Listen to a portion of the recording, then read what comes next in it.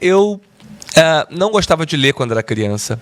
Eu passei a gostar de ler ali por volta dos meus 12, 13 anos, já, digamos, na pré-adolescência. Uhum. E eu comecei a gostar de ler por histórias policiais, tipo Arthur Conan Doyle, que escreveu Sherlock Holmes, Agatha Christie, e alguns livros juvenis, como Pedro Bandeira, né, com Droga da Obediência, Pântano de Sangue, esses livros dos caras, Marcos Reis, Stella Cara, enfim, são os autores que chamaram a minha atenção, e aí eu comecei a gostar de ler, e logo que eu comecei a gostar de ler, eu quis escrever.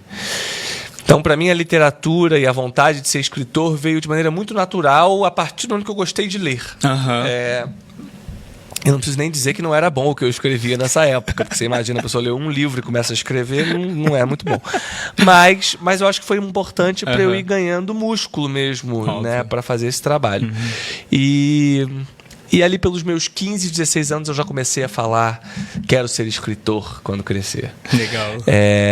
O que causou certo espanto e horror na minha família, porque minha família não é de artistas, minha família é uma família de classe média baixa, suburbana do Rio de Janeiro, que acredita no trabalho, manual, braçal, né? Assim, braçal, ali, né? enfim, então a ideia de ter um filho escritor era bem esquisita. E eu fiz direito na faculdade, porque então não sabia se ia dar certo. E na verdade eu recomendo para todo mundo que quer ser escritor, eu sempre falo: cara, tem uma carreira que seja a sua garantia. E escreve no restante do tempo. E é o que eu fazia. Então eu fiz direito na faculdade e escrevia na madrugada. Eu fazia estágio eu fazia faculdade de 7 a meio-dia, de meio-dia às 8 da noite eu estava no estágio, e às 8 da noite eu chegava em casa, tomava um banho e escrevia livro, entende? Então era 24/7. Exato, mas porque era paixão, enfim.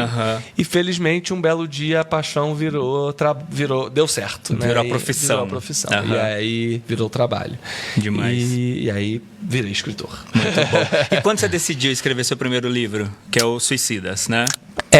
Na verdade, eu escrevi um livro anterior ao Suicidas, que eu nunca publiquei, porque na verdade eu não acabei esse livro. Era um livro que eu escrevi ali nos meus 14, 15 anos, mas aos 16 anos eu comecei a escrever o Suicidas e escrevi dos 16 aos 19 anos. O Suicidas é um livro que eu tenho muito carinho por ele, porque é um livro muito ousado, em algum lugar até irresponsável. Eu acho que hoje em dia, se eu escrevesse, eu tomaria alguns cuidados e teria algumas atenções que seriam boas, mas que na época eu não tive, porque eu era um jovem inconsequente mesmo. Você tinha 16 anos. Eu tinha 16 anos. Mas eu acho que também o livro, por outro lado, tem uma força e uma ousadia e um grau de absurdo que você só consegue seria possível fazer nessa idade. Com a inocência e com a ousadia dos 16 anos. Maravilhoso. Sabe? Então é um livro que eu tenho muito carinho por isso. Eu não releio meus livros depois que eu escrevo. Depois que eu publico, né? Depois que eu escrevo, claro que eu releio. Mas eu releio. Você vai relendo. Releio tantas vezes que uma bela hora tem uma versão final que eu falo: imprima-se. E aí quando imprime, eu nunca mais leio. Então o Suicida é um livro que eu não leio desde 2012, quando ele saiu. Então faz mais de 11 anos que eu não leio Suicidas. Mas a memória afetiva e do retorno que eu tenho dos leitores é muito grande. Sim, muito legal. Não, bem bacana. Acho que você estreou muito bem. Mas entendo o seu ponto, assim, de estreia, né?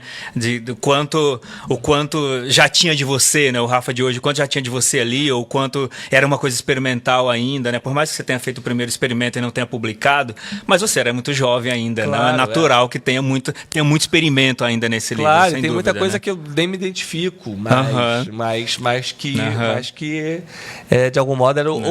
E é muito curioso, porque eu escrevo sempre sobre o que eu sou ou o que eu penso, mas também adoro escrever sobre o exato oposto do que eu sou e do que eu penso.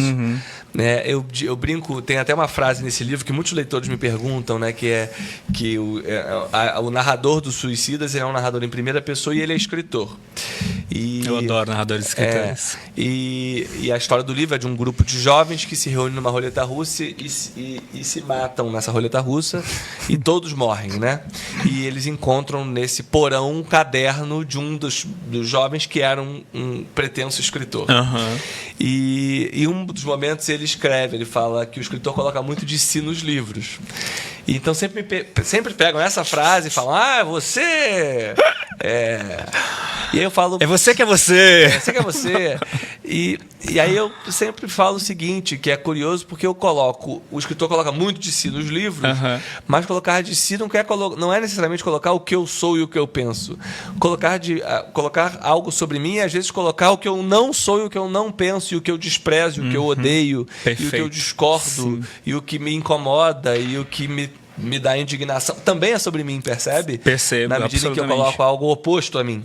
Né? Então, aí é o jogo do leitor descobrir o que é meu e o que é o oposto a mim. Muito bom, maravilhoso.